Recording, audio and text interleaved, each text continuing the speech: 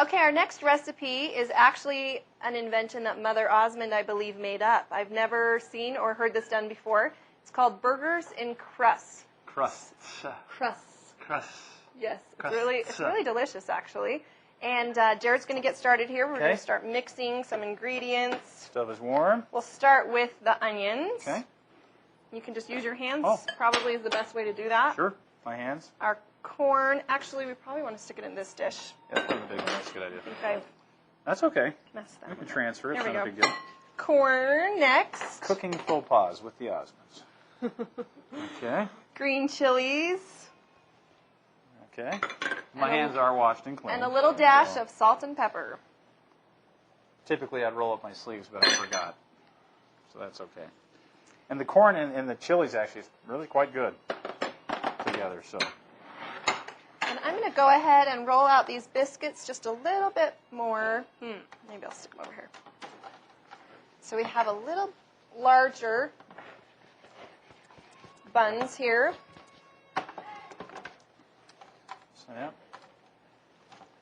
So now that you've got your biscuit recipe, you're good to go with that. These are cheese biscuits, so these will be so delicious on these hamburgers. The idea is to take the fillings and put it in between the two biscuits and then pinch it all together and create the burgers. Kind of like a sandwich. In the crusts. Yeah.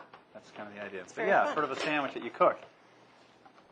Kind of the idea is you want to see how big of a patty you have, or a biscuit you have to work with here. You can make them as big as you'd like, and then create a patty that will fit inside that comfortably and being able to pinch it all together and create what you want to do. So you take the burger and the ingredients, create the patty, put it in the frying pan,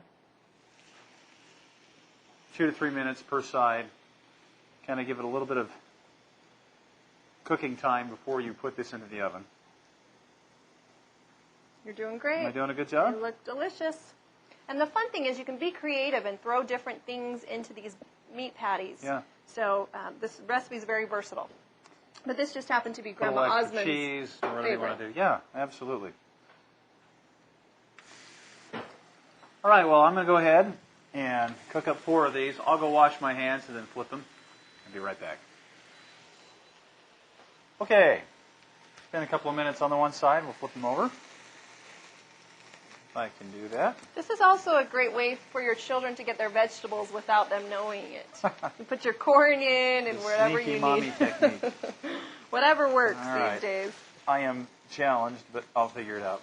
And you don't have to cook them 100%, but you want to give it a nice grilled hamburger effect, and it's good to get that red meat cooked. So. And we will bake these because the biscuit dough does need to be baked. So All right. they will finish cooking for sure. It's coming along.